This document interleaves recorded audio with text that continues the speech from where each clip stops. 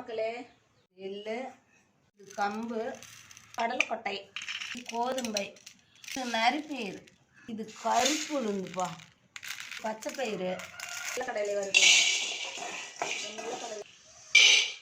கம்பு பொரியிற மாதிரி பொன்னிறமாக வைக்கணும். எள்ளு நல்லா பொன்னிறமாக படன்னு பொரியும். பொரிஞ்ச உடனே எடுத்துடலாம்.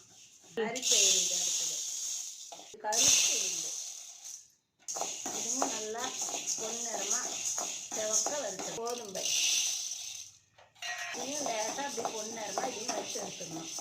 பச்சை பயிறு இதையும் அப்படி செவக்க பொன்னிறமாக வறுத்து எடுத்துடணும். இந்த பொருள்கள் எல்லாம் வறுத்த பொருள்களோட நம்ம அந்த கருப்பட்டியும் போட்டு மிக்சி சாரில் அரைச்சி உருண்டை பிடிச்சிக்கணும்.